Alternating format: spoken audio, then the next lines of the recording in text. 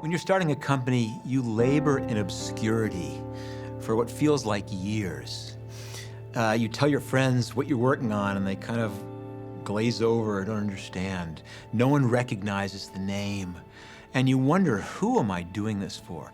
I think I remember writing 30 different bullet points about why it wouldn't work. At that point, DVDs were a rich man's game. Well, the worst thing that can happen is you divvy up the DVDs and you come home. Are we actually going to make it? And he said, I don't know why you're taking this job. They're only shipping 2,000 a day, and they need to ship 100,000 just to break even. That'll never happen. At that time, the studios thought, oh, there's going to be a huge amount of piracy. We all believed in it early on, and maybe blindly. Your parents and your spouse are looking at you like, why are you doing this?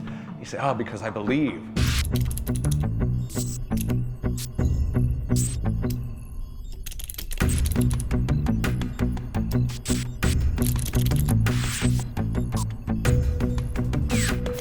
Netflix began mailing DVDs in those red envelopes back in 1997. Today, it brags about being the world's leading internet television network. A company better known for renting and streaming movies is offering TV viewers a whole new way to enjoy first-run shows. And the Oscar goes to Icarus, Brian Fogel and Dan Kogan. Thanks to Ted Sarandos, Lisa Nishimura, and Adam Del Dio, our incredible partners at Netflix. And the Oscar goes to Roma!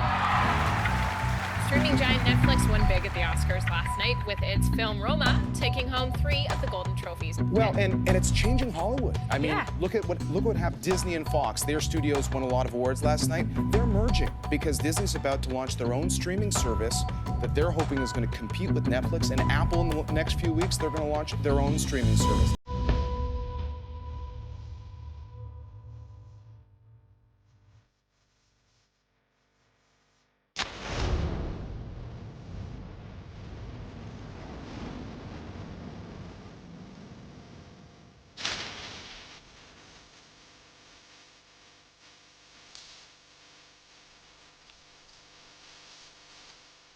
The money got my mind.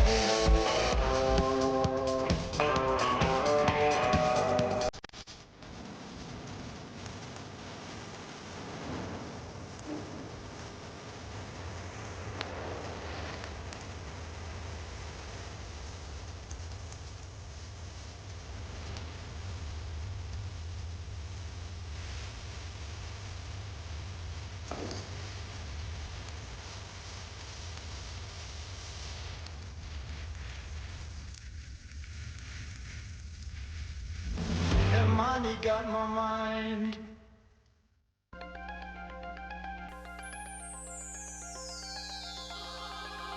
As we approach the 21st century, a new means of communication is emerging. One day we will all be connected to the internet. When I was at Berkeley in the 80s, I had a roommate who was a computer science guy. And he said, okay, hey, Corey, you got a Mac, you got a modem. Oh, let me show you this thing called the internet. Whatever your weird ass little hobby or favorite thing is, you're gonna find 2,000 other people who love that same thing. And that was hugely powerful. In 1981, only 213 computers were hooked to the internet. As the new year begins, an estimated 2.5 million computers will be on the network, serving as many as 20 million people. Back in the olden days, before the internet and technology companies created instant millionaires, companies, publicly traded companies were judged on old-fashioned metrics of profitability and reliable returns. And Netscape really sort of reset investor expectations and really marked the beginning of the dot-com boom era. Has the 1990s boom shattered old assumptions about how the economy works? The internet evolved into a commercial phenomenon. Since 1991, the economy has expanded in what's about to break the record as America's longest boom. And it really did mark the beginning of Silicon Valley's first wave of investment speculation. Investors were drawn to the market, not necessarily by underlying market fundamentals, but rather by the promise or the promise of a technology. At least at the time, it was so nuts working at Netscape that we had financial advisors sending out alerts saying, listen, if you've got a Netscape bumper sticker on your car, take that off because people are jumping in front front of vehicles because they assume that it's billionaires driving them and people are looking for payouts. Some of these celebrities of the tech industry sort of distilled what American culture loves the most: youth and brashness. Nerdy dudes who might have struggled to get a date in high school were suddenly rock stars in the eyes of the media world. Jeff Bezos was finding himself on the front page of the Wall Street Journal. Was that initial excitement all just a fictitious, if thrilling, children's story? Or is the next chapter for Steve Jobs likely to be his gaudiest? He was in disgrace in Silicon Valley. He had been booted from his own company, and he had received a call from an old friend of his, George Lucas at Pixar. George was going through a divorce and needed to raise some money pretty quickly. So he actually went and met with Lucas and saw some promise in the technology that Pixar was cultivating at the time. It was just animating commercials, but he saw that there was the opportunity for storytelling and for him to make his mark in Hollywood. When Toy Story came out, Toy Story was treated like a foreign object, more than a precious, here's a precursor to the future. I think it is fair to say that Hollywood was blindsided by the success that was Toy Story, its enormous box office performance. Well, you know, Toy Story has really exceeded our expectations. It's about 180 million right now, I think, at domestic box office. It's being released internationally as we speak. Well, if you hadn't shown up your stupid little cardboard spaceship and taken away everything that was important to me. Don't talk to me about importance. Because of you, the security of this entire universe is in jeopardy. What? I would argue that Woody, the cowboy, and Buzz, the brash space explorer, are sort of emblematic of Silicon Valley and Hollywood, which needed one another, but were apprehensive about one another. So the Netflix story, actually, as most of these stories do, begins quite a distance in the past. Back in the early days, Marc actually worked for Reed Hastings at a company called Pure Atria. Reed also lived where I lived. He lived in Santa Cruz. And a bunch of us every day would carpool to work. So not only was I working for Reed, but also I was getting to know him reasonably well in this 1-hour commute each direction from Santa Cruz over to Sunnyvale. Marc called me one night and he said, listen, Christina, I have found this great company. We're gonna do corporate marketing. It's gonna be 9 to 5. Come have fun. And I right away said yes. 5 days later, he said, I have some news. Our big software company was acquired by an even bigger company. I didn't get a job with the new company, I was fired. And I smile here because I was fired in that wonderful kind of Silicon Valley, golden handcuffs-y kind of way. And what happens in that case is they come to you and say, Marc, we're no longer gonna need your service, but you need to stick around for maybe 6 months helping us figure this out in case you have a question. And I go, that sounds actually pretty good to me. And I said, I'm delighted, I'm gonna actually use this opportunity to start my next company. And Reed, he was being made redundant, but unlike me, Reed said, I don't think I want to start another company. Reed, I would believe, really wanted to try and change the world of education. But once an entrepreneur, always an entrepreneur. And Reed said he wanted to keep his hand in, so to speak. So Reed called me into Marc's office, and Reed looked at us and said, I'm gonna be your angel. I'm giving you $2 million to start a company. This is back in 1996, 97. The internet was still in its infancy then. But people were starting to experiment with selling things over the internet. At that point in time, the only thing on the internet was entertainment, finances, shopping. Amazon was not even 2 years old. And so we started looking at big markets. And Marc was particularly interested in what was going to shift. And so we started looking at all the brick and mortar businesses. The day-to-day reality of actually how this ideation and then validation happened is it would happen in the car. Reed and I had an hour ride to Sunnyvale every day, and then we had an hour ride back. And so he'd pick me up at my house up in Scotts Valley, which is just north of Santa Cruz, and I'd hop in and we'd get in the car, and almost immediately we'd jump into talking about ideas. And eventually we kind of stumbled on video. We said, but what about rental? That's an $8 billion business. And even better, people hate it.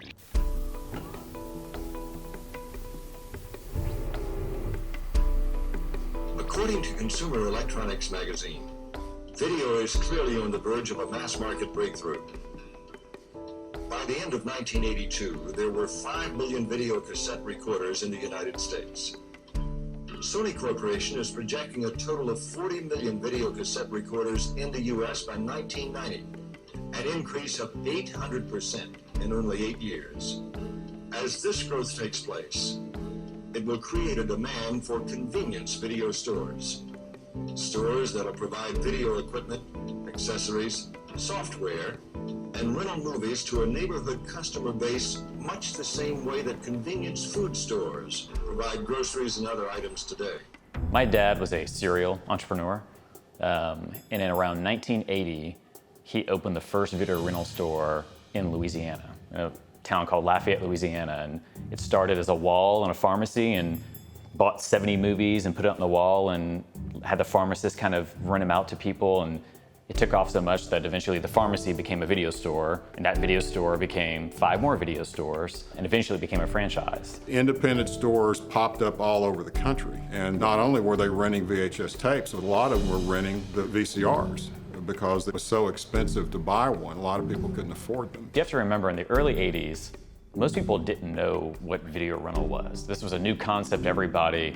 People didn't know that you could actually own a VCR device that could play movies, and there's a place where you could go and rent them.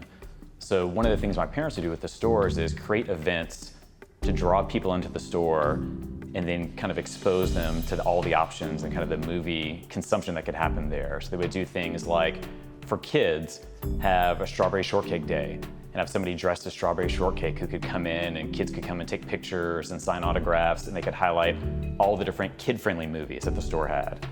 Or when a new title came out, they could have a theme around that title, like MASH. Your options at that time were supermarkets, some convenience stores rented them. There was a lot of independents, and the independents typically were small operations and not great real estate, which really provided the opportunity for the superstore concept later on. Pre-Blockbuster, most video stores were small mom and pop operations. In bad strip centers, the interiors were nothing fancy. The movie selections often were really bad. You were lucky if they had 1 or 2 copies of the top new release. You would see huge Playboy displays in the middle of a store, which for a store that would have kids' movies and family movies to then suddenly have a giant Playboy display, now looking back, doesn't seem to make a lot of sense, which is one of the really smart things that Blockbuster did when they launched, was taking that element out of the stores and really focusing on being a family-friendly environment.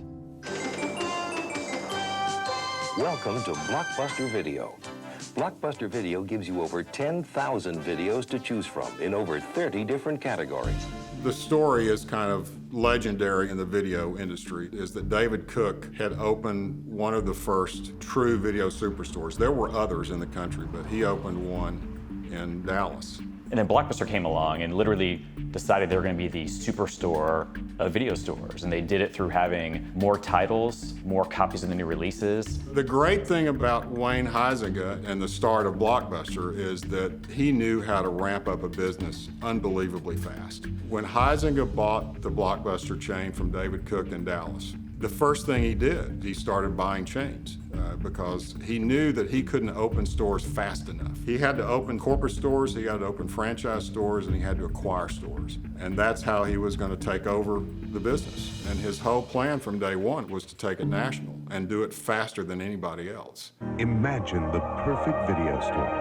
It would have a great selection, right? Right. Over 10,000 videos. 3 evening rentals, so no rush, no hassle. Fast checkout. 24-hour quick drop return, open late every night. Well, the perfect video store. Welcome to Blockbuster Video. Is popping up all over the country. There's one near you. Blockbuster Video. Wow, what a difference.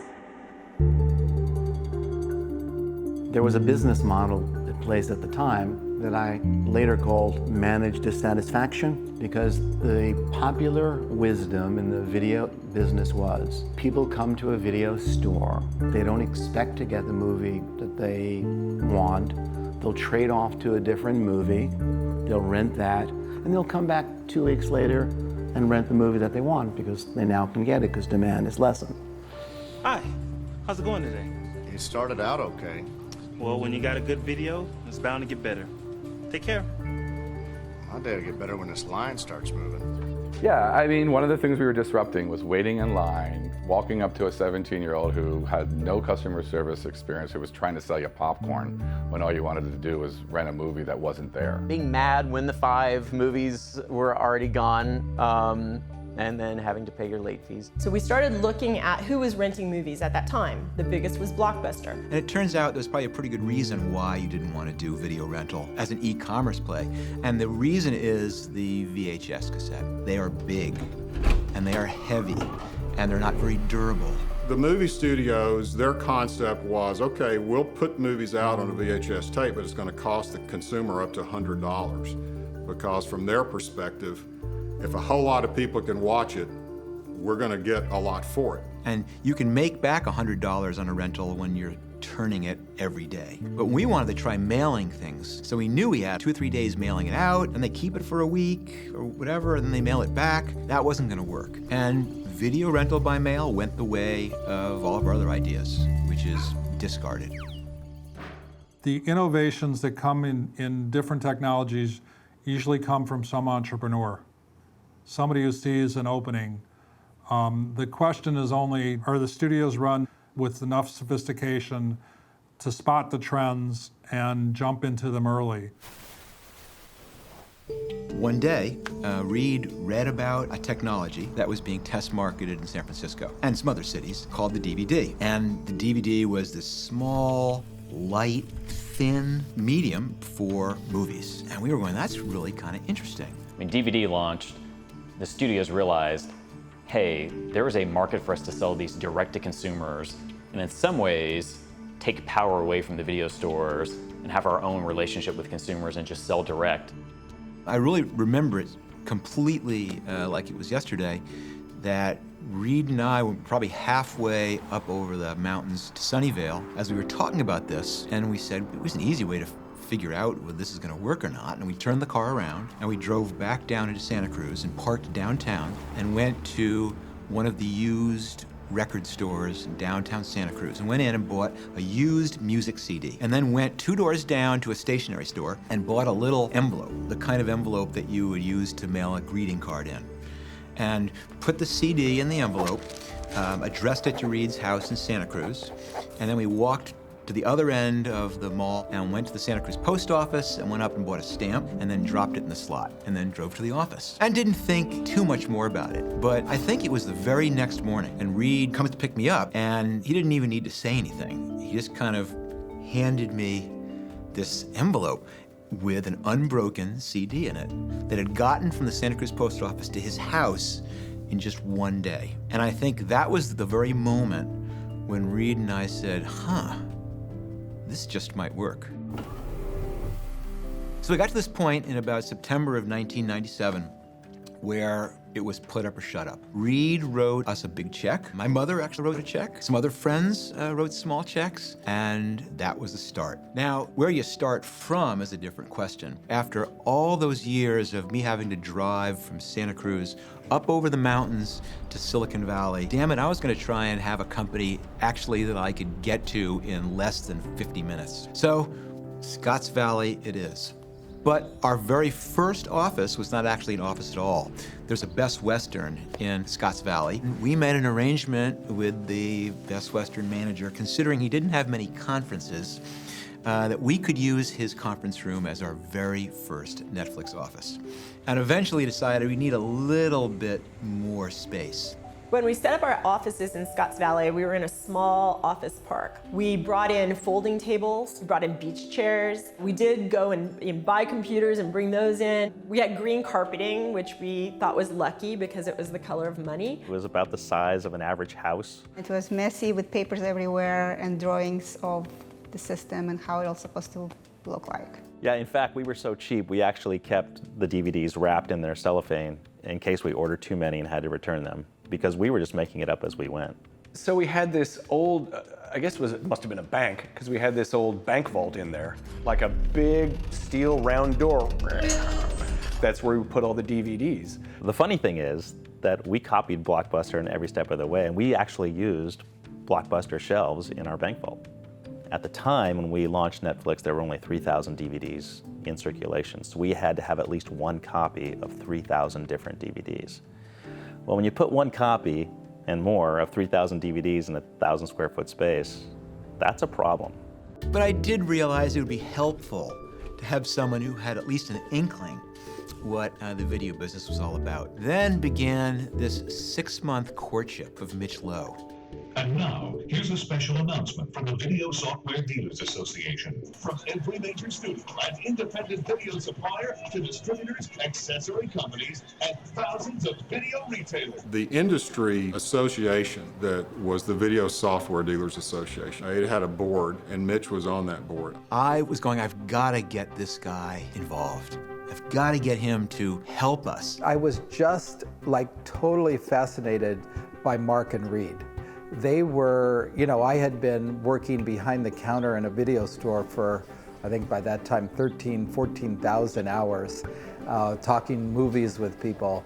And here were two guys who knew technology and knew marketing. And so all I wanted to do was to work with them. Our introduction to Mitch and Mitch coming on and teaching us the video rental business was the key to us feeling confident that we could go into that space. He introduced us to studios, he brought us to events. Mitch gave us all of that background information so that we could create a web store that matched their experience going into a physical store.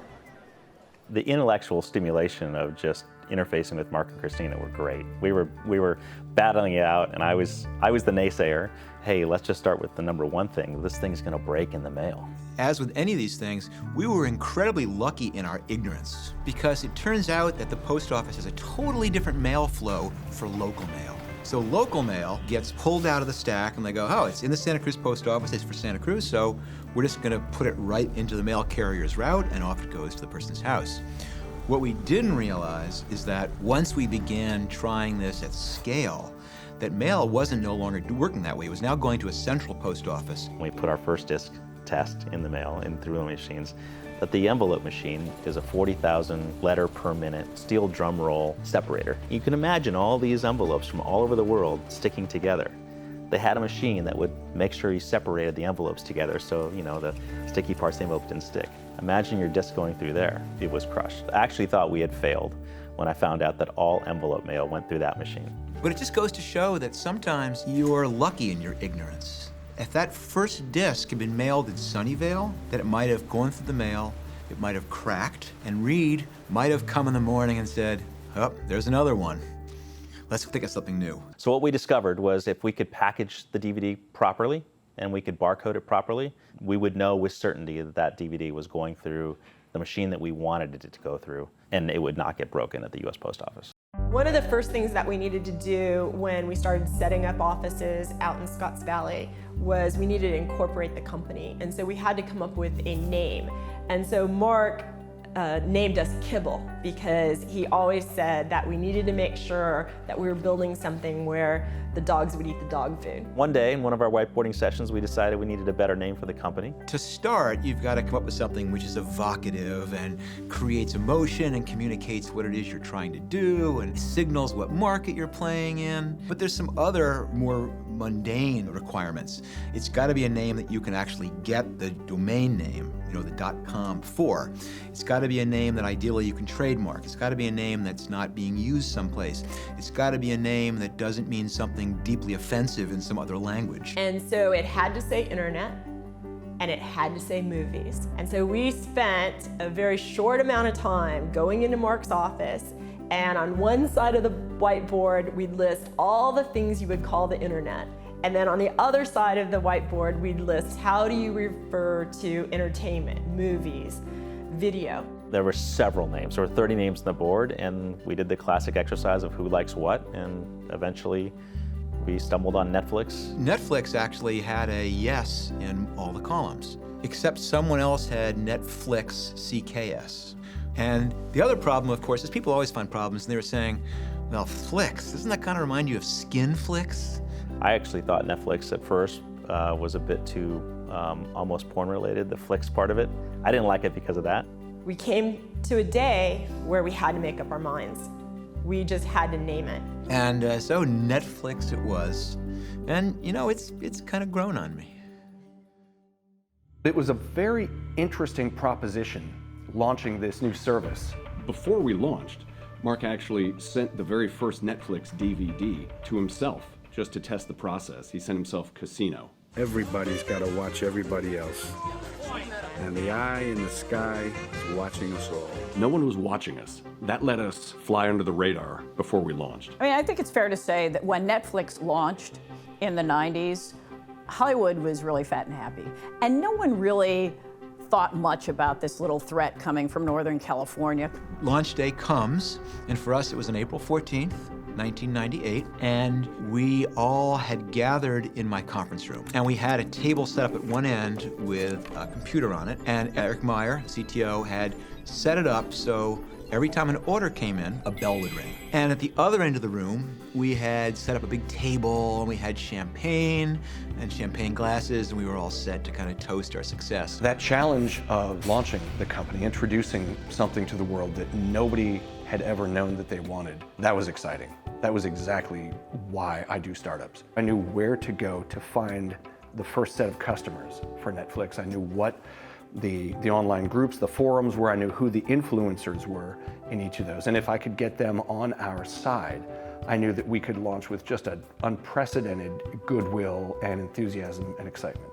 And as we were kind of getting ready for the launch, which was at 9 a.m. sharp, we were all kind of placing bets on what was going to happen. And so 9 o'clock came around, and Eric leans over and hits a few keys on the keyboard, and we're live. And then we're all kind of looking around expectantly, and all of a sudden, ding, our first order, and everyone cheers, and we all go over and begin breaking open the champagne, and mid-pour, ding, ding, like 2 more orders, and we all cheer again. The entire Netflix website is just engulfed in people. I mean, just orders of magnitude, greater numbers of visitors than the team had predicted. And then ding, ding, ding, ding, and we cheer again. And then we're all waiting and waiting and waiting.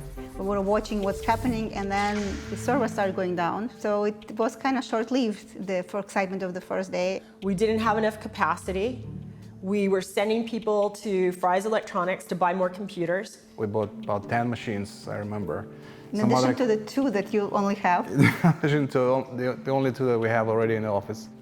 Boom, melts down again. And it just keeps happening, these cascading failures, because it's such a huge success, because it was just exactly what that community wanted. You had people ripping open cellophane packages and just throwing boxes all over the place, because you didn't need the box. Once you opened it, we weren't shipping the box to the customers. We were just shipping the discs. It was that kind of chaos. We were trying to figure out how you put a "sorry, we're closed" sign on an internet store.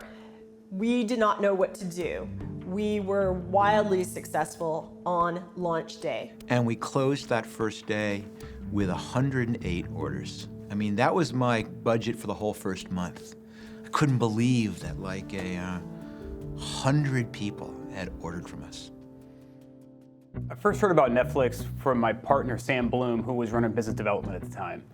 He came in my office and said, there's a new startup called Netflix, and they're delivering DVDs through the mail. And truth be told, at the time, I was like, okay, interesting. We'll start keeping an eye on it, because at the time I ran competitive analysis across our competitors, so we started to track Netflix at that point. So that first summer was actually pretty good. We were actually starting to get business. We were starting to get traction. And I think it was sometime at the end of that first summer that we had our first $100,000 month. And that was a big accomplishment, because a $100,000 month is $1 million annual run rate. The bad news was that almost all of that $100,000 was selling DVDs. It was about that time that Reed Hastings, while he was on our board and our angel funder, he also came in and was spending a little bit more time with us in the offices. His biggest concern was that selling movies was going to be a problem. That was bad, because we knew it was just a matter of time before Amazon sold DVDs, and then Walmart would sell DVDs, then your local gas station would sell DVDs, and this nice, healthy business would have its margins taken out from underneath it, and it would go to nothing, and we'd be out of business. So now rental, that was a great business in that it had potentially high margins, really defensible, but nobody wanted to do it. We could barely get someone to rent once, so we'd never hear from them again. And even worse was doing both of them at the same time was brutally difficult. I mean, if you think about it, you'd come to our website and you'd be instantly confused. Well, we rent movies and we sell movies. And then some of the titles could be only sold. Some of the movies could be only rented, and some could be both. I mean, think of the checking out. We had to set up a system that allowed someone to buy a movie, but also to rent a movie. And then the warehouse had to be able to package some of them in packaging to go out and stay out, and some went in packaging to go out and come back. And we kind of came to this realization that if we were going to be successful, we had to focus. We had to pick one thing and do it well. But of course, that then begs the question, well, which one? Do you bet everything on selling, which is paying 99% of the salaries, but over a matter of time is going to go down to zero? Or do you bet everything on rental, which if you can make it work, could be a great business, but there is no indication whatsoever that that's going to happen? When you decide overnight to walk away from 99% of your revenue, it has a way of focusing your mind on the problem. There comes a point, even when you're testing exhaustively, that you begin to run out of time and you begin to run out of money. And we were getting to the end of the rope, and we still had 3 big things that we wanted to try. So one thing we had noticed was we have this huge warehouse and it's full of DVDs. Maybe we could store them at the customers' houses. Maybe they just keep them, and then when they're ready for another one, they mail it back and we'll give them another one. That could be kind of interesting. And we have another idea. Right now, when someone mails one back, they've got to come back to the website and pick their next movie. Well, that's pretty awkward. No one does that. So how about if we have them make a list of all the movies they want, and then we know when a movie comes back, we'll just send the top one on the list. We'll call that the queue. And we say, but why does it have to be a la carte? Maybe we just set up some program where you can do it as often as you want, these exchanges, and we'll charge you a monthly subscription fee. And Reed, in his impatience, goes, we're not going to test these sequentially. We're out of time. Come on, chop, chop. We're going to test all 3 of these at the same time. So we launched this 3 programs at once, and amazingly, it worked. All of a sudden, people are renting. And not only are they renting, they're coming back. And they let us hit their credit card the next month, and the next month. And they're sticking around. And that was the moment where we kind of stopped being a startup and kind of realized we've figured something out. If you don't watch a lot of movies, you may never learn certain valuable things, like what to do when an animal talks to you. Hey kids, Jimmy needs your help down by the lake. It talks. Kill it. No, wait. Jimmy, Let's make a hat out of it. Hold on. Everybody take a deep breath. Let's cook it and eat it.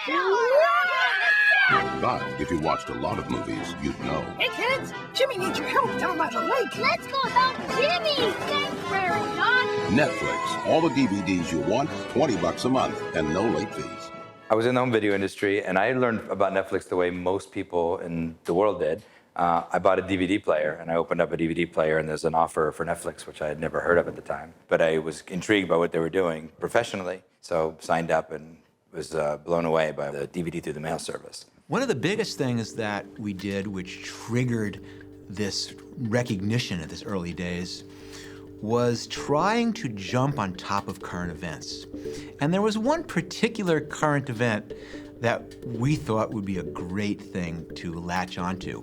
I'm not going to answer that question because I believe it's a question about conduct that whatever the answer to it is, does not bear on the perjury, because oral sex performed on the opponent under this definition is not sexual relations. We found out one afternoon that, lo and behold, all the testimony was actually going to be released of President Bill Clinton's testimony in the Monica Lewinsky case. And we said, this is fantastic. Let's do a DVD. So we actually made that DVD as an exclusive for our customers to see if anybody wanted it. I had never seen any title fly off the shelf like that before. Every single order had a Clinton Lewinsky DVD in it, and we were the only ones who had it, and it was great for PR because suddenly we were on the map. And a lot of people were signing up because you couldn't order unless you signed up. But first we had to actually get the DVD. And now Mitch was like pulling his hair out, trying to figure out how to make this happen, how to download the actual material, how to get those that material to a DVD mastering company, how to get the master made, and then how to have it all duplicated. And he was under so much time pressure that we decided to cut some corners. And so one of the corners we decided to cut was we're gonna go without a label. Unfortunately, the manufacturer who printed those discs got them mixed up with some Chinese porn that they were printing for presumably a different customer, and we ended up mailing those out. Then we begin getting these very curious emails. They're saying, I'm not sure this is what you meant to send me. We're going, huh? We thought, surely that can't be right. Here, give me one of those discs, let's try. And then, oh my God, what is going on? And so we sent out a full spindle of Chinese pornography to people who were requesting President Clinton's Monica Lewinsky testimony. And in some ways, now, it wasn't that far off. Open-handedness, the open-heartedness, just saying, well, that was a big mistake. We're super sorry. And the recovery was quick and honest and sincere, which then led to another sort of brand expansion where people said, oh, these Netflix kids, you know what? When they make a mistake, they own up to it and they rectify it quick. And that remains an attribute in place to this day. So when the dot-com boom happened, it was also boom times for advertising agency because all of those brands all of a sudden really needed agency partners to help them develop their campaign. They had huge budgets, and many of them actually had their eye on the Super Bowl. Being a cat herder is probably about the toughest thing I think I've ever done. EDS, managing the complexities of e-business. Ooh, girl, I just want you to stay. Early on, I think we didn't invest in marketing and branding like most early internet companies did. We invested everything in the customer experience. And it's sort of ironic that the more successful a company gets, the more money it needs. If you're adding customers like crazy, you lose money on customers in the first few months. It takes a while to recover that. And so as you're successful, the needs for financing are dramatically emphasized. Unfortunately, that was accelerating into a time when it was a very bad time to try and raise money. It's described as nothing short of breathtaking, a points drop never before seen on the US markets. This closing bell might as well have been an alarm, so savage was the selling. Technology stocks even harder hit. The Nasdaq index in freefall down nearly 10%. It lost a quarter of its value in just 1 week. Well, advertising has played a big role in the growth of most brands, including all of these tech brands. So, interestingly, advertising probably sped the death of a lot of bad .com products. So nothing kills a bad idea more than getting 100 million people to take a look at it right away and decide that it really doesn't do anything of value. When the .com bubble burst, and all of a sudden, all of the mad money that had been spent on Super Bowl commercials, the 17 commercials went down to 3, and E-Trade had a little bit of fun at its own industry's expense in a spot that captured the detritus of the .com era.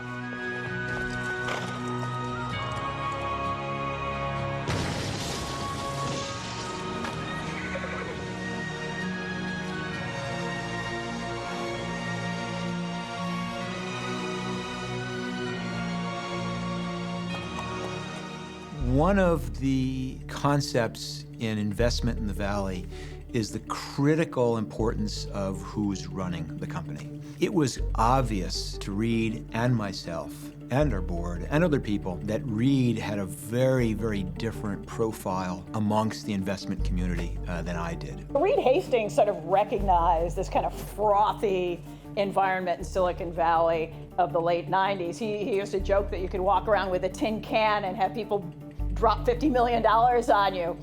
And after the bottom fell out in 2000, that was not the case. And it was clear that if we were going to successfully raise the money we needed to get to the next level that it probably was going to take someone like Reed. I just remember when Reed started and a lot of buzz in the office and a lot of people trying to understand what was going on. Was Marc being outed? Was this disrespect in some way? What was happening? Why were we shifting? It was difficult when we started transitioning the team over to Reed's team.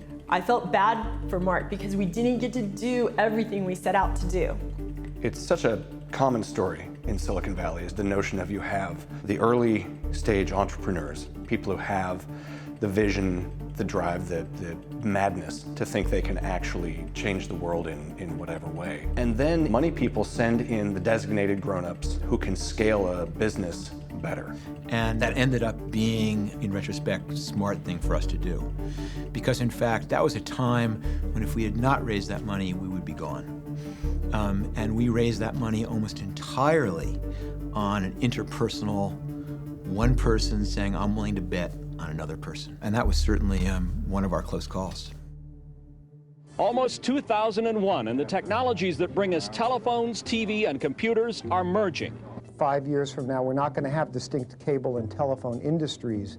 There's going to be one industry, and there'll be companies carrying bits, little pieces of information from point A to point B. There are also interactive TV channels where people order movies on demand instead of driving to the local video store. Even though the video rental business was going pretty strong in 2000, we were really looking at other ways of delivering movies and content to people. This is a demonstration of the graphic user interface for the Blockbuster Enron video on demand service.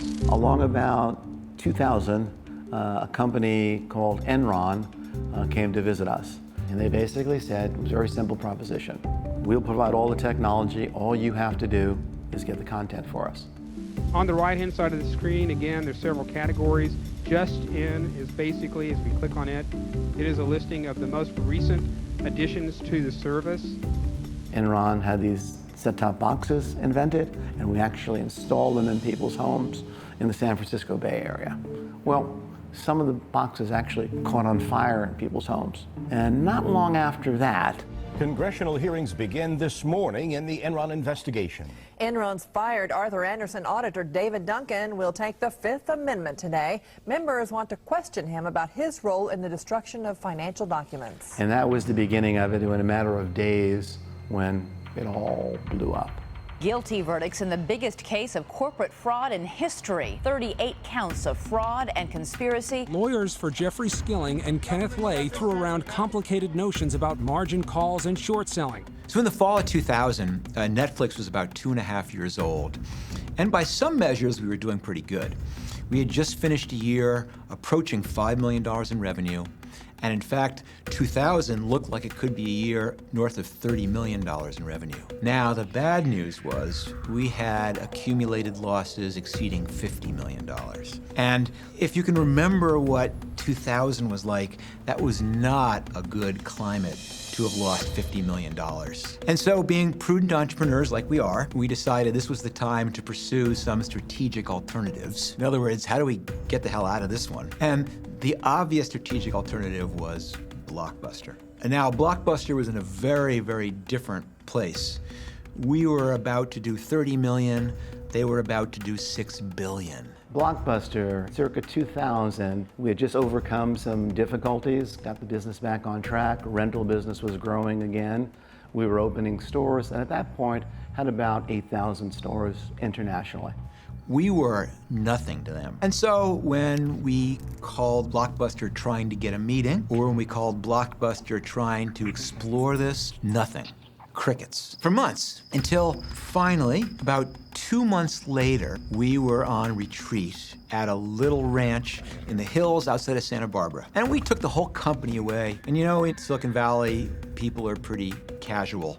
But on retreat, even more so. And I think all that I really had with me was a couple of tank tops, and I had flip-flops, and I had shorts.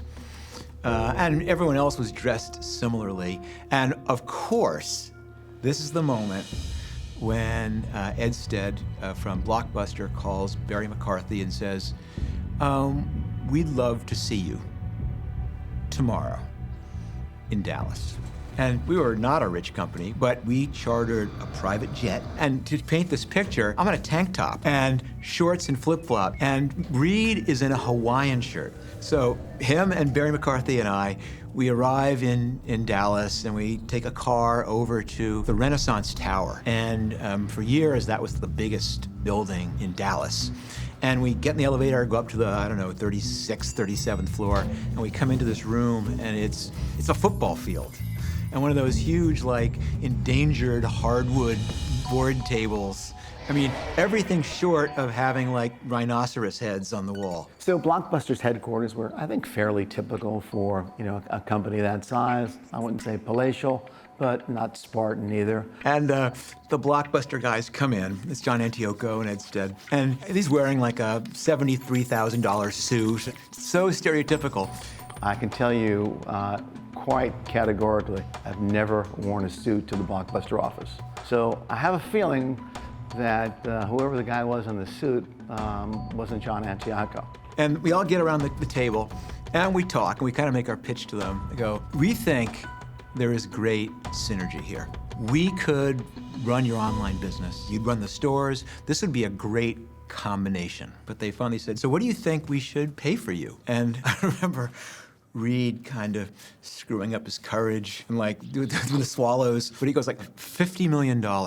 I'm sure my memory's playing tricks, but I swear they were all kind of doing that little, holding a laugh in. And if they weren't, they may as well have been, because they found that so ridiculous. I could see why someone like Ed would take a look at a business of Netflix, which was, I think, losing money at the time, in the midst of the .com bubble explosion, if you will, and say, I don't think that's something we want to mess with. And so we slunk out quietly out of the building, tail between our legs, got back on the plane, like this totally and ride back to Santa Barbara. And I swear to God, I remember sitting there going, oh God, now we're gonna have to kick their ass. And you know what the best part is? You know what the best part is. When Netflix came on the scene, we felt vulnerable because of the messaging they were giving, because it was emphasizing the poor pieces of Blockbuster. But we couldn't work out economically how they were going to make it work. And we certainly didn't understand the subscription model. I mean, subscriptions? What are you talking about? So I started to get concerned about Netflix when we took a trip to San Francisco. So we went up there to understand what was driving the subscription business and the movie industry itself. And so we took 50 Netflix customers and we interviewed them in focus groups. And what we heard was fantastic customer loyalty, even on product they had to wait 3, 4, 5 days for. What's interesting for us is our executive team at the time couldn't get their head around the fact that it wasn't sort of an immediate gratification. But what we heard from Netflix customers was, it is immediate gratification, it's in my house. And that for me was a sort of aha moment that said, no, this is actually instantaneous. It just takes a little bit of planning. There's this wonderful young woman working in our fledgling sort of like PR group. And I said, how are you doing today? And she started crying. And she said, if this company folds, it'll be the 5th one that's folded that I've worked with. And I don't know if I can do this again. And that's when it kind of hit me, that this is really real and personal for a lot of people. We started running out of money and, we did, I don't know how many rounds of financing, 3, 4. When companies go through rough patches, where all of a sudden you hit a point where what you expected to happen doesn't. The revenues don't come in. The new customers aren't acquired. And you have to adjust. At some point, we had to let go of about 40% of employees. That was pretty tough. The management framed that very well, that this is a rough time. Every company needs to do this, and what we're doing is going to make us survive the long term. The week leading up to layoffs, there were a lot of closed-door meetings, but all our rooms are glass. So there were a lot of suits, and Netflix at that time was very casual. I think a lot of us thought Blockbuster was going to buy us, or Microsoft was going to buy us, and people were like, oh, did we go to Seattle? And we were all trying to speculate. And then the morning of, I noticed there were Kleenex boxes in the glass rooms. It was a necessity at that time to survive that full frontal attack. Every department had to cut a certain number of people to protect our cash flow. It shocked people to their core.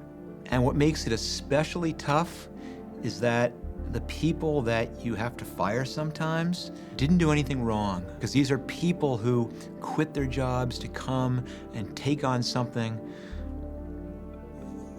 unsurmountable. I didn't think it was going to be me, but it was. And Reed talked to us, and we went in and had a meeting, and it was sad, because you love your job and you want to be there to see how it turns out. I think a lot of us felt really dysfunctional for days afterward, just a massive amount of survivor guilt because we were so tight-knit. And going around that room and asking people one after another into your office and they know what's coming just breaks your heart. But all I can do is, to the people that I've brought in and said thank you and I'm sorry, is to have them feel the same pride that I do in what we all built together.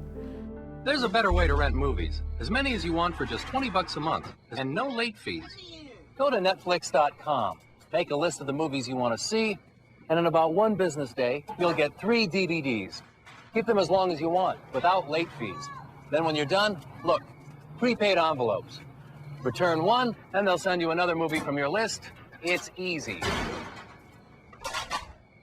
Netflix. All the movies you want, $20 a month, and no late fees. The thing about late fees, two-edged sword. Late fees were great as a source of profit, but they were the single biggest irritation to a guest. Forever, late fees are the most hated thing about video rental, and Blockbuster being the big player in the video rental business, we got the blame for late fees. So we were now building up all of this horror of guests saying, I know I've got to go to Blockbuster because I've got nowhere else, but I don't like it. And then in comes Reed on his white Charger, and he says, these guys charge you late fees. We're going to figure that out. You're going to pay a subscription, have as much as you like. And to most people who didn't bother doing the math, they go, well, that's easy. I don't have to get out of my armchair. I don't pay late fees. And all this stuff gets delivered. And those guys down there who've been charging me a fortune forever, I don't want to do business with them anymore. And so we had to deal with that. The most important thing we could do is enhance the brand image, because it was that brand that was going to launch us into the next level of this business, which was going to be digital delivery. So one of the rationales behind getting rid of late fees, it would be very popular with customers. It would eliminate the thing most dreaded about Blockbuster, but it was a major decision. No more late fees, no more late fees, no more late fees, no more late fees, no more late fees. What I remember most vividly is Nick Shepard and I walking out of the Blockbuster office after just seeing the rough cut of the commercial that we were going to announce the end of late fees. And all of a sudden they broke into song, "It's over."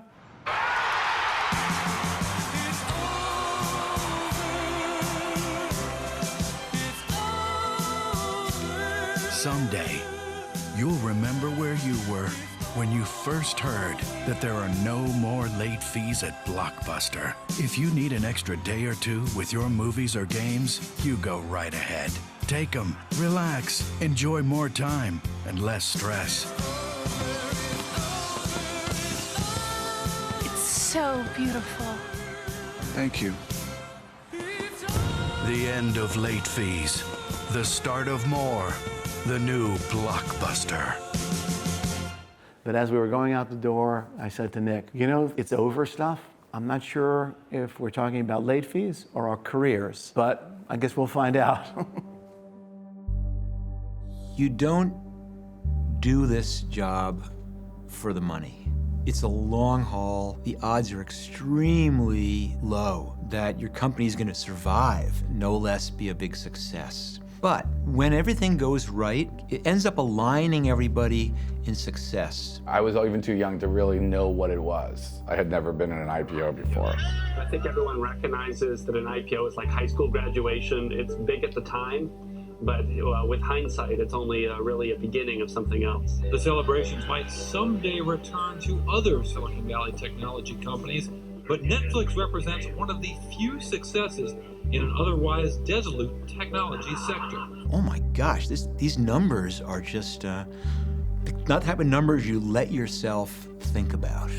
It's commonly the case when companies go public in Silicon Valley that a bunch of people make a lot of money and you start seeing fancy cars in the parking lot. That never happened at Netflix because we never felt that sort of success and prominence. We were under attack almost immediately by Walmart and then of course Amazon and Blockbuster. From an online perspective, we were just looking at this small company growing double digits, almost triple digit growth in Netflix, but it was still pretty small at that period of time compared to a Hollywood or a GameStop with thousands of locations and $1 billion of sales. We used to love when people wrote us off. There's a couple Antioco quotes where he said stuff about us being niche market. I think that's the line that we all used to always joke about.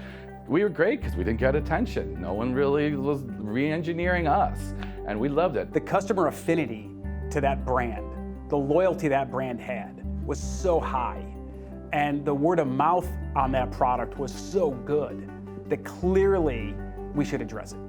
Reed's sort of a big picture guy, and he wasn't worried about the pennies on a day-to-day basis.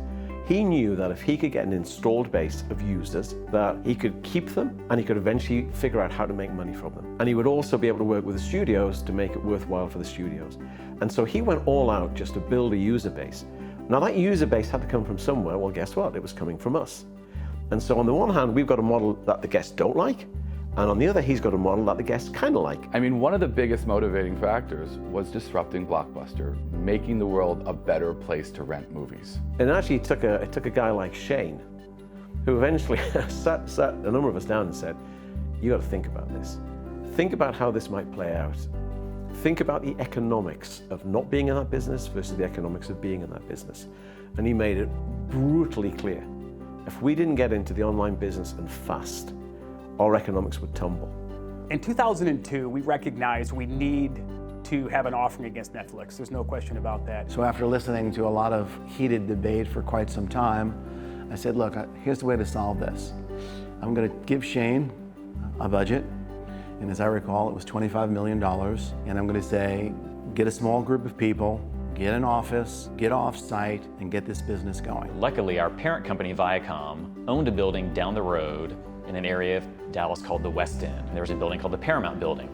And so for us, it was like a gift, right? We get $25 million, we get the Blockbuster brand, and we get to get away from what you would consider to be sort of this corporate culture that may sort of hold down a startup business. So for the Blockbuster Online team, we were part of this giant $6 billion company, but we really felt like we were the little guy going up against a giant. Everybody knew Netflix at the time. We don't have any subscribers. They've got well over 1 million. We have no idea what we're doing. They're a well-operated machine. And we now have to figure out a way to build a culture that wants to attack them, that wants to kill them, basically. And at the same time, you can't market in our stores, you can't use our customer list, you have to do this truly on your own. So we had to come up with the best consumer proposition to compete against Netflix. So we came up with 2 main objectives. One was have more titles. They had 20,000 titles, we were gonna launch with 25,000 titles. And have an in-store component. You could get unlimited discs online and 2 free in-store rentals when we launched. So we had to be scrappy. And so like David and Goliath, any rock we could find, we'd throw.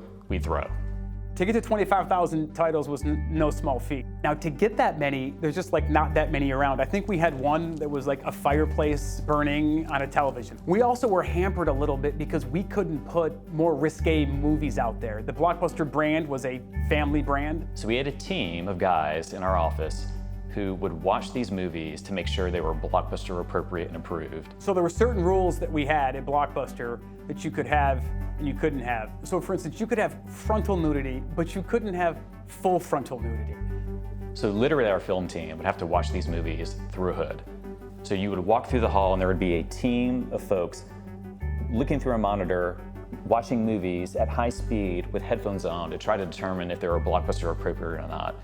And the saddest thing in our office is when you would have a guy who would watch 2 hours of a movie, and then in the last few minutes you would hear him scream in agony because it would cross the threshold at the end of the movie. We've got 6 months, and we are now going to reverse engineer Netflix. The first thing we do is just rip apart their website, obviously. This was not a static website that you could just go in and copy the words and copy the layout and copy the pricing and think you've now caught us. What you're missing is the data. You're missing all that understanding that comes from knowing the reason why this headline is an 18-point type and this one's in 12 rather than vice versa.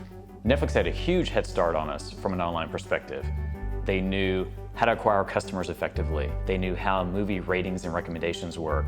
There was a lot of things that they knew that we basically had to try to learn in a condensed time period. We made it so that when you showed up at a website, or I showed up, or someone else showed up, everyone got a different experience. It was personalized. And it wasn't just personalized based on what you might like as a movie. It was based on things like, what movies do we have in stock? It was based on, what movies do we have better financial terms on? It was based on, once we had regional hubs, which movie do we have in stock near you? And all these things would go into the choice that, of course, happens on the internet in an instant of what 10 movies we choose to pop up and have you pick from. Obviously, the distribution operations was a big deal. They were starting to get overnight delivery, and everywhere they had overnight delivery, their penetration rates were significantly higher than when they didn't. So we sent people into their distribution centers. And we didn't do it under any false pretenses. We went there and said, we are subscribers of Netflix. We think it's fantastic. We saw where the return envelope was. We just wanted to check it out. And they opened the door and they let us in. Not only that, they let us take pictures. They described exactly how the discs came in. They described exactly how the discs went out. They described how they cycle counted the discs, how they kept track of the discs. It was a real good education for us. They did figure it out though, because we went back a couple more times and they finally said, no, we're done. You can't tour the facility any longer. Later, we actually hired a person from Netflix, and he was on a conference call with one of their operators, and they were not happy with the fact that Blockbuster got a carte blanche movement through their distribution centers. What we learned was that Blockbuster had sent people in to look at our facility and see what we did, and we did the same thing. Not as much perhaps as they did, but at one point I sent some of my hub managers over to interview for jobs at Blockbuster, and they would give them the grand tour and then they'd come back and report it all. When our people looked at what Blockbuster was doing, it looked like it was 2 years behind what we were doing. This machine is a standard first-class mail postal sorter that Netflix rebuilt to do many things. We put these DVDs in this machine, and the barcode on the DVD is read right there, and from there it's sorted for various purposes. Netflix had a lot of media, and so obviously their PR strategy was brilliant. And one of the things they did is they had videos of their distribution centers out online. They also had a lot of photos of their distribution centers and the packing material and the machines that were kicking stuff in and out. So in fact, we used those pictures to call the same firm to build our machinery. We knew that we had lots of press coming through, and to make sure no one knew where our automation came from, we relabeled all the equipment with fake names and fake cities so that if they went to go and try to buy it from there, they'd discover it doesn't exist.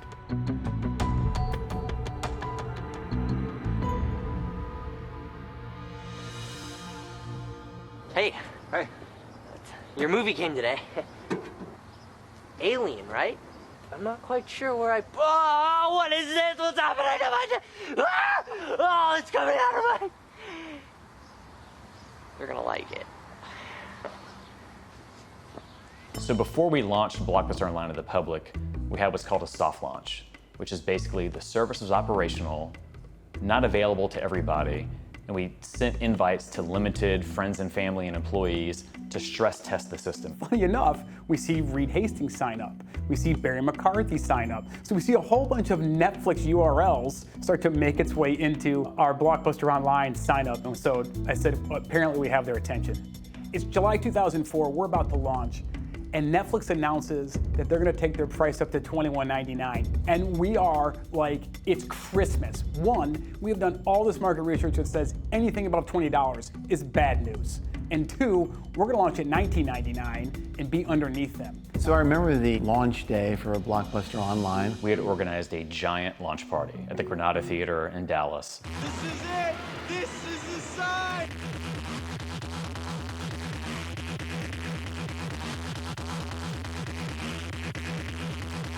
This is your wake-up call, pal. We have this big launch party. We're not sure we should go to market yet or not. The challenge was the site was maybe not quite ready for public consumption. And so we launch, and every 30 minutes we have to restart our servers so the system stays up. Literally, it was almost like the hamster turning the wheel behind the scenes to keep the site up.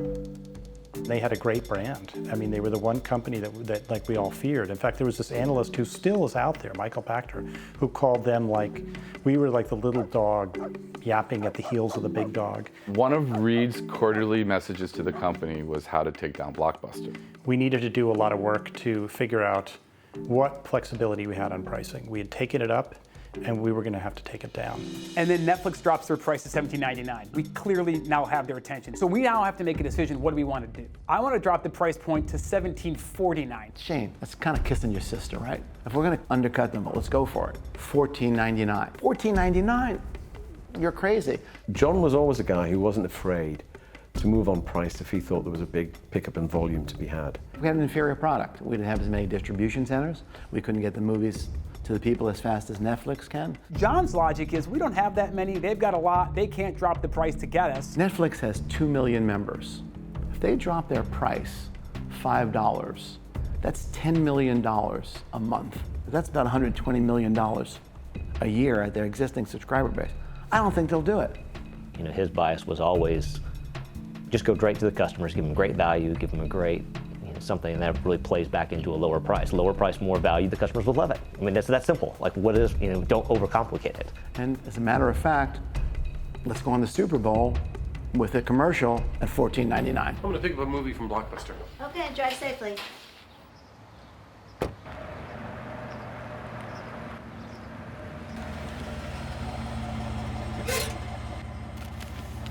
Now Blockbuster is as close as your mailbox. Introducing Blockbuster Online. Choose your movies online, receive and return them by mail. Enjoy unlimited rentals and keep them as long as you want. Plus, get 2 free in-store rentals every month, all for just $14.99. So I've got a BlackBerry. So every hour on the hour, I get an update as to how many subscribers we're getting on the Super Bowl itself. And so literally in that next hour, we signed up the same number of subscribers we were normally seeing in a day. Then the next hour, that number doubled. Then the next hour, that number doubled. And basically, the day within the Super Bowl, we signed up as many people as we had signed up in the previous month. And I remember looking at Ben and saying, we got something here. With the price increase, there was two sides. There was circle the wagons and do what's right and let the model show that they couldn't handle it. And then, of course, the other option was to lower prices and get into a price war with Blockbuster. Even assuming that they were as efficient as we were, we knew actually that those early months were going to cost them a lot, and they were aggressively underpricing us. So we could model what Blockbuster was getting from their customers, but at the lower price, they were never breaking even. They were burning cash.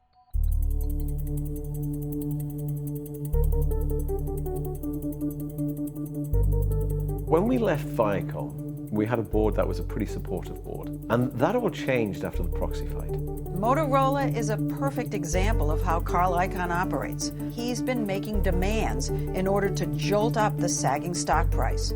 First one, dump the CEO. That happened in December. Then break up the company. All as Carl could see was, you guys are very expensive, you make a lot of money. And so, when we were talking to them about how we're saving costs, I remember talking to them about how we were closing stores and integrating stores and how that saved money and there was like, we don't believe your numbers. His goal is always the same, to reap a hefty profit for himself. He's been successful, say Wall Streeters, because he's intimidating and relentless. So now you have Carl coming in with a couple of his guys, didn't listen to anything. And Carl, I mean, you couldn't get Carl to kind of focus on anything. And so they didn't come in and say, let me understand your business. They came in to tell us how to run a business. And, I can remember sitting in the first board meeting, which was meant to be an acclamation meeting, help them understand the business. I don't think I'd got into slide 2 before these guys are like throwing ideas and you guys haven't tested this and you should be doing that. And one of the guys said, people buy jeans. Why don't you take some movies off the wall and put jeans on the wall? And you go, genius. I wish I'd thought about that one. We had launched our online service, and I was desperately looking for a way to leverage the stores as part of that online service. So, in a meeting with Shane, we talked about, wouldn't it be nice if our online customers could exchange their movies in our stores? Our observations and our research showed that this was actually really interesting to consumers, the idea that you could get a movie in the mail and take it into the store and immediately get another movie. One of the things that we always knew about our services is that you couldn't get instant gratification. You actually had to wait for the mail, and we optimized our distribution centers so that it would be one day each way, but that's as good as it would be. Well, you could just drive to the store and do it. So that was actually scarier. We've read the results. The results are fantastic. We put the media together to launch Total Access. We do a big to-do with Jessica Simpson in November, where John and Jessica go out there and she talks about how Total Access is the best thing ever. They hired Jessica Simpson to be a spokesperson. Netflix couldn't afford a celebrity of her caliber at the time. So this was a pretty intense competition. I never understood the financial market's support of Blockbuster through it all. I mean, they kept giving them money, and we were struggling month to month, but we had the better model. We add, I want to say 500,000 subs. It might have been 750,000 subs in 2 months, and absolutely put Netflix on their heels. And so we now get into the first quarter, and they go negative for the first time in their history. In the second quarter, we pick up 115% of the market share. We have absolutely got them dead to rights. I mean, at the time, the stock went down to $1.50. There was a lot of questions if we were going to survive 3 major attacks from Amazon, Blockbuster, and Walmart. But we were confident in what we had modeled. We always believed that anybody could get into this, but that nobody else could make money and offer the service as successfully as we did.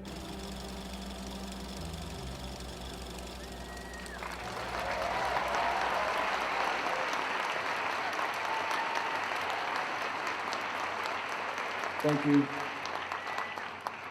Change is inevitable, and some people fight it, and some people embrace it. Sundance at Blockbuster was a pretty big deal. So we went every year.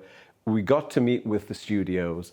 And for me, what it was is, hey, this is an opportunity for Blockbuster to intermingle with the film community, to look at opportunities to acquire content, and quite frankly, to kind of relax and do a little skiing when we weren't working. Once we started getting kind of big, we would take the whole company out to Sundance. People going on skiing trips and taking lessons and coordinating huge dinners for everyone. And, it was a lot of fun. Netflix had made Sundance one of their key pillars early on, and they would take lots of employees there. So we wanted to see what type of vibe was around Netflix at Sundance. So we were strolling down the streets of Sundance. It was one of my favorite times of the year, basking in all that Hollywood kinds of stuff. I was walking with Nick Shepard and his phone rang. And so I said, hey, Nick, what was that about? It was Matthew Smith. He just got a call from Ted over at Netflix, and Reed would like to see you. He does? I said, okay. So I guess set it up and I'll go see Mr. Hastings. You have to understand, Netflix just won't even recognize that we have an online business, right? So it was very Blockbuster who. I mean, Reed said a lot of things that were basically poo-pooing Blockbuster's ability to get into this business. But that particular Sundance, so we just had a couple of quarters where we sort of whooped on Netflix. We put 1 million subs on in 6 months, which is the fastest subscription business to 1 million people you've ever seen. And so we finally have their attention. Next day, it's off to see Mr. Hastings, and we drive to his villa, and I enter the premise, and Reed says, hi, John, congratulations. I said, what's that about, Reed? He said, Total Access, having an impact. Both Netflix and Blockbuster Total Access give you the convenience of movies delivered right to your home. Except with Netflix, to get new movies you can only return by mail and wait. But with Blockbuster Total Access, hey, I don't have to wait. You can also return movies at the store and exchange them for new ones, no extra charge. So you get new movies faster. Yay, more movies! Total Access was different. It was really problematic because Blockbuster was leveraging an asset the stores that we didn't have, and we had no way to match that. And at that point, he said, well, you guys really don't have any business being in this business, so why don't we just buy your subscribers? The thing was, we'd lost our confidence because here these insurgents had come into our business. They were picking us off because of things we'd done in the past, things we hadn't got right, and they were making a kind of big deal of stuff like late fees and all of this other stuff. And then all of a sudden, no, we're stopping them stealing our business. Now we're getting it right and they can't get it right. So we felt pretty good about that. So now confidence is starting to come back because you go, there's a future for our business. They're wrong. We can get this business really motoring. I personally never had an interest in selling it, but felt like I had an obligation to talk to the board about it. John calls me and he says, Netflix has made an offer. We need to go talk to the board. At the time, a lot of those board meetings were in New York in Carl's office. Carl asked me, he said, well, what do you think? And I said, I wouldn't sell at this point because we're pushing them so hard that they're either going to pay more later or we're going to be profitable. One of those two things is about to happen, Carl. At 5 million subscribers, we're profitable. We're at 2.5 now. We're going to be at 4 by the end of the quarter. Or Netflix comes in and offers us well over $1 billion. So at that point, we make the decision not to sell. Now, what I also don't know that happens at that board meeting is Carl decides not to pay John his agreed to bonus. It didn't sit right with me. Honestly, if they'd come and they said, this is a significant bonus, a lot of, the stock price, didn't have a great year, I don't know, I might have given some consideration, but it wasn't going to be unilaterally them deciding to violate my contract and not pay me what I earned. When we first heard about John Antioco facing off Carl Icahn, we knew he had his hands full. We didn't have any control over it, so we were just watching, not really knowing what was going to happen. You can't have a business that's fighting for its life in an environment which is changing daily and not have a board who aren't supporting you, challenging you, but supporting you. The agendas were different. I don't know quite what the agenda was, but it certainly wasn't the agenda of making Blockbuster successful because they didn't contribute to that. It was time for a change. I had made I'd been successful enough financially. I was at a time in my life where I wanted to spend more time at home and family.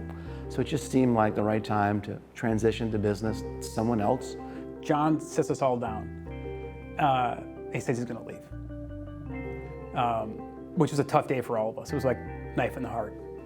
And says they're gonna launch a search and bring in a new CEO. And we're all thinking digital expertise, movie background, something to transition us into this new space. My hope was that they would give the job to Nick Shepard, the president and COO of the company, who understood the business, understood the challenges, and I think understood what Blockbuster had to do to move forward in the business. Instead, they made a different decision. Jim Key is now our CEO, gets us all up to Rough Creek Ranch. First question he asks us, he gets us all in a room and he says, who here thinks Blockbuster's in a lot of trouble going bankrupt? And everybody raises their hand but me. And Jim looks at me and he says, Shane, how are you not raising your hand? And I said, well, Jim, we have an offer to sell the company. If we're going to not invest in the online business, let's just sell the company and we'll get rid of all the debt. You do the math, that's $1 billion. And so that's a very attractive number, especially if you've got $720 million worth of debt on your balance sheet. Jim had a $1 billion tagline that he wanted to say, movies anyway. And in that $1 billion tagline, you had to keep the online business operational because you could deliver it in the store, you could deliver it digitally, and you could deliver it by mail. Working 18, 20-hour days for months on end, and to have that being told that we're going to be done with the online deal and we're going to re-engage the stores felt like a kind of a losing proposition. When we heard Jim Keyes say we're going to make the stores great again, we thought, really? The day was coming for the end of the store. That was the point where we realized, okay, we think we've won now. When he exited Blockbuster Total Access, I knew it was not a good sign. In fact, so much so that I said, I'm going to buy some Netflix stock. And I did. And I bought a lot of Netflix stock.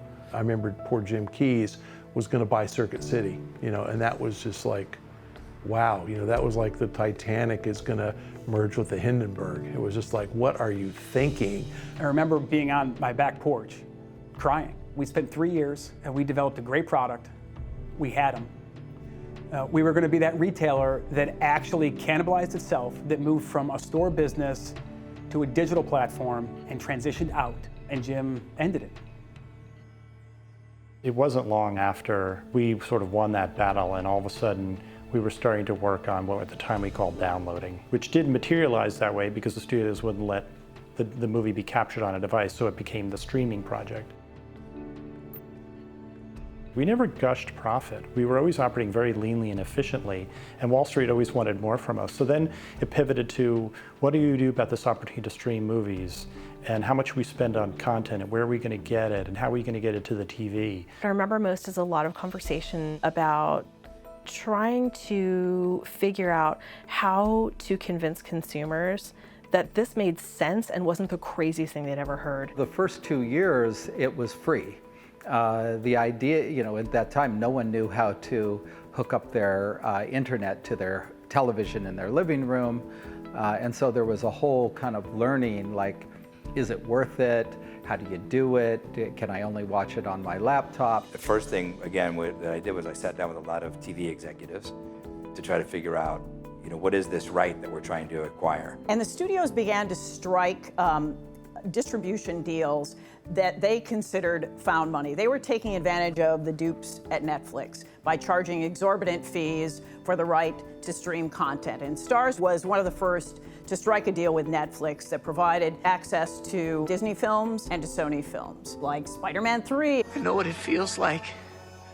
It feels good. The power. This was a pivotal moment in the development of the streaming service. It finally gave Netflix access to mainstream cinematic content that it could use to build and popularize its streaming service. This was a wonderful, easy payday. I license content to Netflix, I get money, I make my quarterly numbers. This is great. What they've discovered, though, as they've gone further, is that at a macro level, what they were doing was actually helping Netflix get big. That Netflix got big on the backs of their content, and then once they were big enough, they were able to create their own content, and they didn't need the studios as much. I mean, a real key moment for Netflix was when it realized it should be on every single device, from your phone to your PC to your gaming console to your streaming box. Xbox 360 will be the only game system that lets members who are also Netflix subscribers instantly watch more than 10,000 movies and TV episodes, more than doubling our current content offering. By 2010, it was pretty clear that you did not really have a new hardware platform unless Netflix was on it. And so it was completely logical that when Apple announced the first iPad that year, they really played up Netflix being one of the first apps. Later in 2010, Apple had an event where they had Reed Hastings come out on stage to talk about the fact that Netflix was arriving on the iPhone. And it's my pleasure to introduce Netflix CEO, Reed Hastings. Thank you, Steve. Thank you, Reed. 2 months ago, we launched the Netflix application for the iPad, and it's been a tremendous success for us. It's now one of our fastest growing platforms. It's just incredible. The customer ratings in the App Store are some of the highest of any application. It's been one of the top 10 most downloaded applications in all of the App Store. And in particular, in the entertainment category, the Netflix app has been the #1 most downloaded application. Well, Blockbuster is getting ready for a bankruptcy filing in mid-September. According to the LA Times, the home rental company informed 6 major Hollywood movie studios about the plan last week. Blockbuster has lost more than $1 billion since 2008. It's carrying about the same amount of debt. Now, the paper says that Blockbuster plans to close between 500 and 800 stores this year. There wasn't any great joy, or there wasn't any backslapping or anything. It was like business as usual. Not that Netflix did anything other than not go out of business while Blockbuster was screwing up. It's a shame, but it's the reality of the business that Blockbuster was in the store business. There was nothing that was going to save video rental stores. Hello, welcome to Blockbuster. Can I help you find something? I can't find Turner and Hooch. Where is Turner and Hooch? Oh, I believe we have that over in the...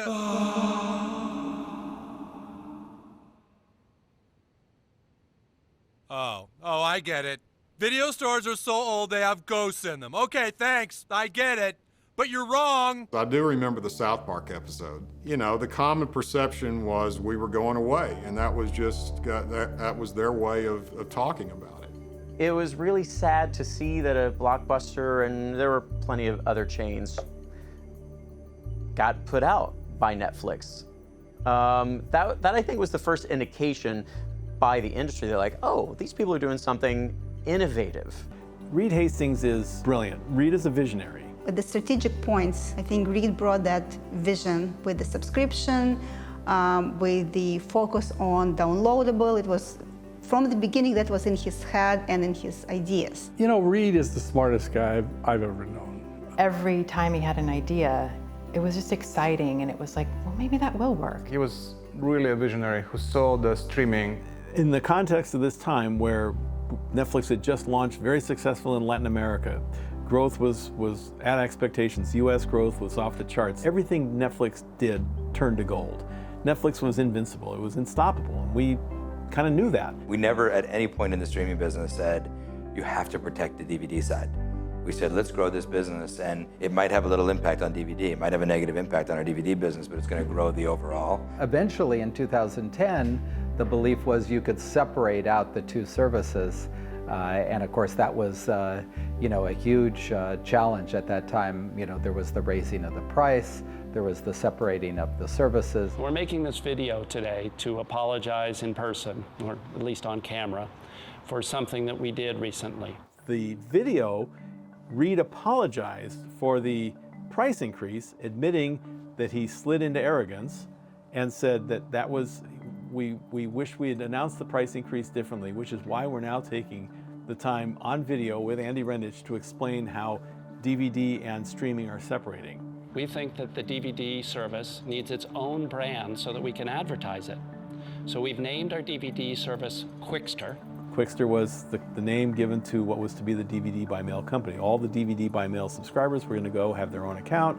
It's going to be its own company. Andy Rendich was named CEO. They had their own office space. They moved out of the building. Netflix management meetings were separated. And it was truly a division of the two entities. And consumers hated it. It was the right strategy, but it was implemented far too aggressively. I remember actually more of the fallout than the actual filming, because Saturday Night Live did a parody of the video that Reed and Andy Rendich shot. Did we spell Qwikster in a normal way? No, we didn't. No. Q-W-I-K, annoying but easier. Right. Yeah, and by the way, we know it's off-putting to see the CEO of a powerful company rocking a goatee and teal shirt, but trust us, we know what we're doing. You know you're a successful company when you became the source of parody. You know, the whole Qwikster debacle, that was not the first time that influencers turned against Netflix, or that I'd seen influencers turn against other companies. That's part of the dynamics. You're tapping into people's primal passion. There was significant backlash. Netflix lost 880,000 subscribers, almost 1 million subscribers. The punishment by the market was severe. They devalued Netflix by about 70% of its market cap in about 3 months. And that lasted for about a year. When I first read the news about Qwikster and saw the community up in arms about this unbelievable, horrendous, disastrous thing that had taken place, all I could think to myself is, oh my God, I know exactly what's going on here. Reed was looking at the business and saying, I have to be willing to sacrifice the business, which is the past, and put everything I have on the business, which is the future. And where I did that with several thousand customers, he was doing it with 30 or 40 million customers. And I said, oh my God, that may not have been handled perfectly, but that is one of the most courageous things I've seen an entrepreneur do. For us, navigating the unknown is always the future. Using this kind of data that we have, which can help us identify great filmmakers and great actors, and the size of audiences for certain shows and all those things, we set out to begin to produce a Netflix original series. And that first one is House of Cards. When Netflix announced we're going to start dipping our toes into original programming, I think a lot of Hollywood thought, wait a minute, these are the guys who just mail us our DVDs, and they're streaming movies now too, but what does this really mean in the big picture? What is it you want? Your absolute, unquestioning loyalty. And I remember seeing this big billboard with Kevin Spacey for House of Cards, and I was like, what is this new show? And so I was on Netflix. I was like, well, Netflix, that's where I get my movies from every week, but I never thought of it as a place to go to watch original programming. The idea that we had to kind of out-angle everybody else to get it on Netflix, the story behind that really was us convincing David Fincher that this would be a great place to take this really risky bet for himself, coming out of feature film and into a TV series. And the way that we got him excited about it was pointing out to him how different it was going to be from every other kind of television. They actually outbid HBO. HBO was kind of vying for that as well, the David Fincher series, because it's a big production. You have David Fincher, Kevin Spacey. Who wouldn't want the project? But Netflix threw $100 million at it for 2 seasons. I was like, wow, they just outpunched HBO, which always, for me, is the premium of all premium networks. So I was really impressed with that. I know it's changed how we think about how we're going to watch television. I don't think anybody's going to reserve a night for a show from here on. I think people are going to expect it to change for them. That, you know, if you want any sort of serialized storytelling form, then you should have it available as the consumer can consume it. And we don't have those lives that we used to be able to organize around Thursday nights anymore. Yeah, being a part of something like that gets people talking, whether they were talking about it or not, is always nice. And they've really kind of changed what is water cooler talk. It's instant. People are talking about it right away on social media. You look at shows like 13 Reasons Why, Stranger Things, The Crown, Orange is the New Black. I think Orange is the New Black really set Netflix apart from your cable providers and broadcasters because it had this huge cast of just really diverse women that we really haven't seen before, women that aren't featured in a lot of content. Some brand new actresses were introduced that people have fallen in love with over the years. A lot of us, in the very first year of this show, most of us did not have any fame or anything like that, and we really went through this journey together. It's also the true representation of what the world is. I know diversity is a trend now, but this is what it really is, and the stories that are being told and that we've been working on have connected not only in America, but throughout the world. It was a brilliant move on their part to go the original programming route, because of course we see where they are today, this powerhouse. People want their shows on Netflix. You know Will? Do you know where he is? Hiding. From who?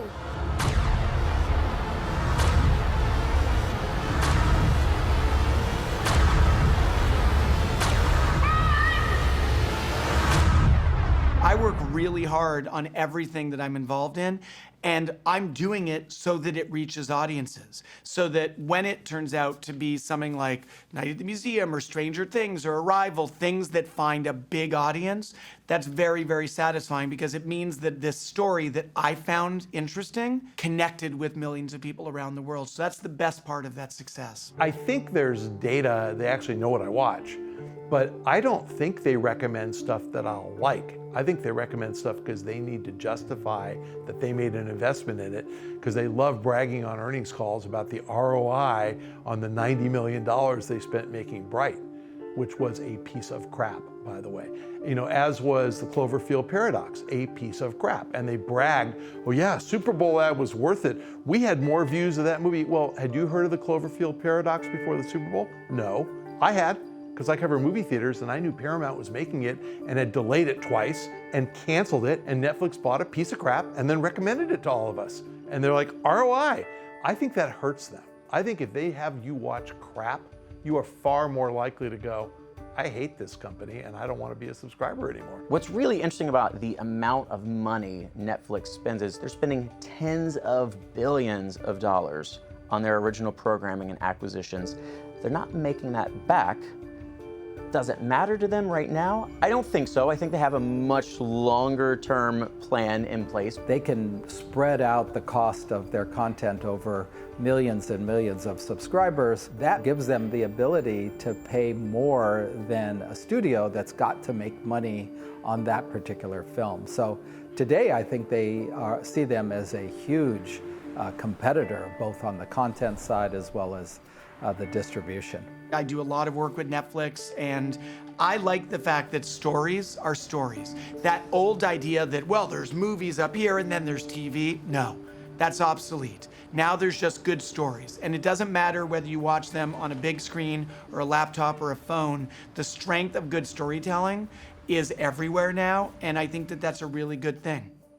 Hollywood talent, actors, A-listers probably weren't taking this very seriously at first. It doesn't affect our process of making the film in any obvious ways. It may, before we get to shooting, in terms of what you're talking about, or does it reach the most people? It definitely has something to do with the way films are marketed. I think it helps get films out to the world. Films that I wouldn't see that are being done in different parts of the world, filmmakers from the Philippines or India or wherever. These little movies that you get to see now, and these filmmakers that are really talented that you get to finally see their work, and it's inspiring to see that. It hurts it only because they see everything now. So you have to really try to challenge yourself to bring something new and something special to the audience. They could binge all night long. The internet is transforming so many sectors of our economy, and we're internet TV, and that sector has grown from very small 15 years ago to starting to be significant now. And in the next 10 or 20 years, internet TV is going to be all of TV.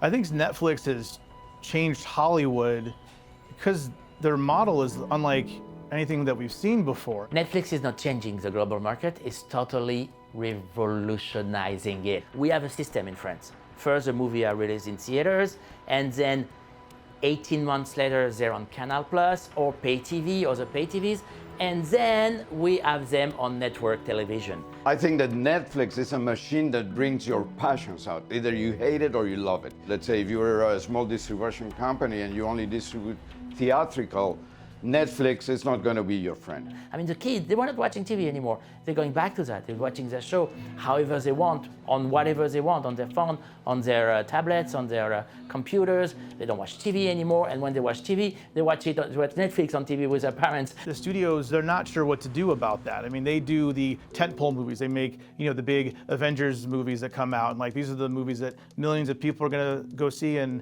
make billions of dollars. But in the long term, what do we do to keep people watching our stuff in between the 3 or 4 years it takes to make one of these tentpole films? And I think they're reacting to that.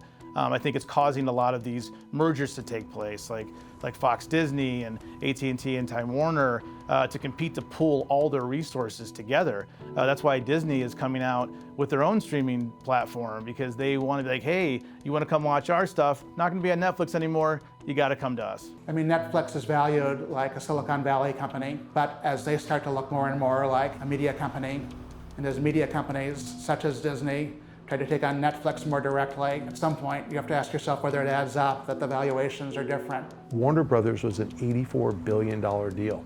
Fox is a $90 billion deal. So Netflix is worth more than Warner Brothers, HBO, and Fox combined. That's crazy. And if you don't think that these studio heads, these CEOs of these companies recognize that, they're bitter about it, they're going to win back their economic rent. All the tech giants are competing with Netflix in one way or another. Amazon is doing it very directly with Amazon Prime Video. YouTube now is YouTube TV, which is sort of a cable TV type service.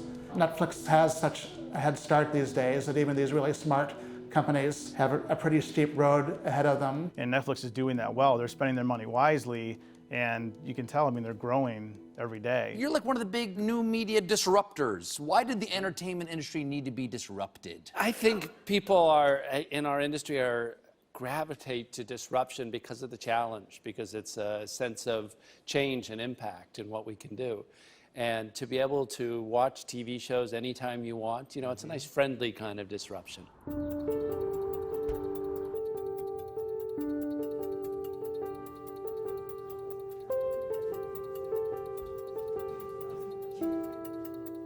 Midnight that Sunday night, my phone starts ringing. And ringing, text coming through, you got to see this, you got to see this, you got to do it, you got to do it. What are you talking about? Despite the fact that Blockbuster filed for bankruptcy in 2010, there are apparently 4 independently owned franchises still operating in the United States, 3 of which are in Alaska. So I got up the next morning and watched the clip, and then I started to understand what he had done. It does sound like something that we would do. Buy Russell Crowe's jockstrap and send it to one of the last remaining Blockbusters in Alaska. Even that sentence is absolutely incredible to say out loud. And the deal is that we want to buy this stuff, and we think we want to give it to the last Blockbusters in Alaska to help out their business. Okay, great deal. Are you not entertained? Are you not entertained? It did generate a lot of traffic, a lot from tourists that knew about it. And they would come in just to see that. Of course, we'd try to sell them something when they came in, but a lot of people didn't buy anything. But yeah, there's no doubt it generated traffic. Unfortunately, it didn't help it enough. Alaska's last 2 Blockbuster video stores are calling it quits, leaving just 1 store open in the U.S. The closures come just 2 months after the host of HBO's Last Week Tonight with John Oliver sent film memorabilia to the Anchorage store, which displayed it in an effort to ramp up business. The closures will leave the Blockbuster in Bend, Oregon, as the sole holdout. The nostalgia effect of the closure of these last few stores has exceeded anything I anticipated. And you can see by all the national press that picked up these stories, you know, it added to the negative emotion of all of it. But it's business, you know, we had no choice.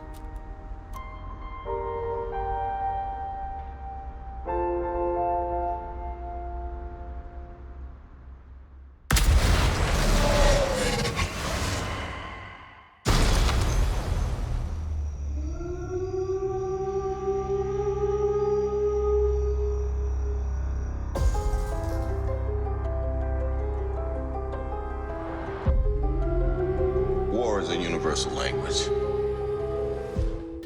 You know, the one true of the entertainment industry always has been, you know, producers want to distribute and distributors want to produce and actors want to direct. And so everyone always has a fantasy about doing the other thing. And ultimately what they want to do is get the best return on investment for their content. And Netflix turns out to be the best way that they can get that return in this space.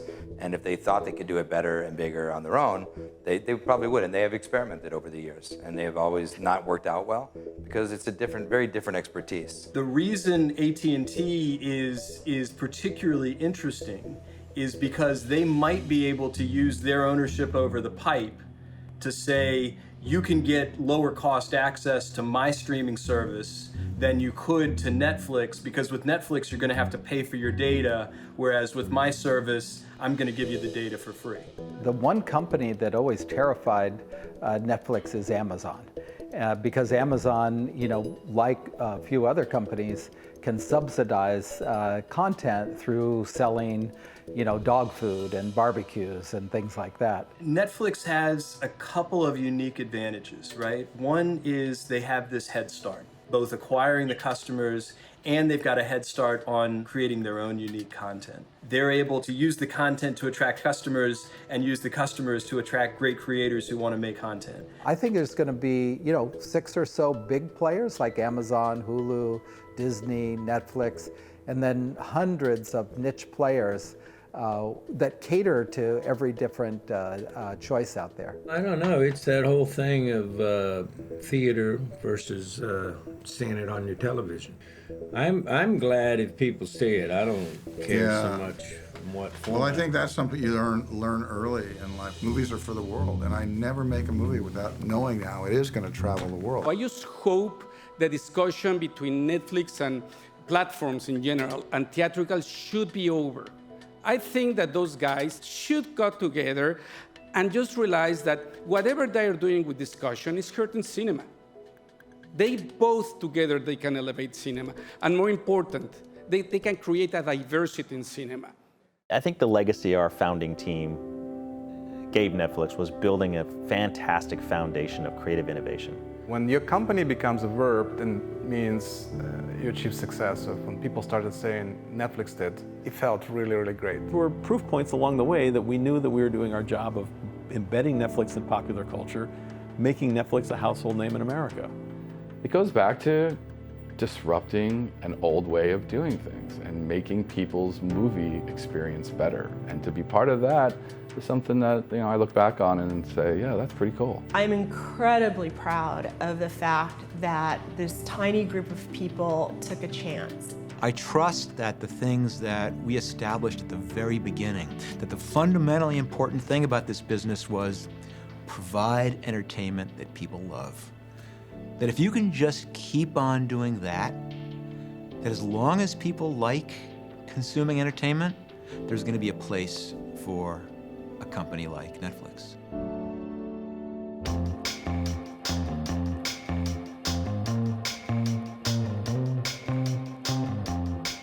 We were listening to a Netflix phone call. And Reed Hastings gets on one of their earnings calls and he says, they've thrown everything at us but the kitchen sink. At which point Ed Stead got up, left the conference room, came back later, I don't know, within an hour and said, I just mailed Netflix a kitchen sink. And a couple of days later, this large crate arrived in the Netflix office and we pried it open and it was a kitchen sink. I think I remember seeing it and saying, what? Why? Perhaps that's why they're not doing well. They're taking time to do things like this. Well done, Ed. And to Reed's credit, he sent me an email the next day thanking me for the kitchen sink.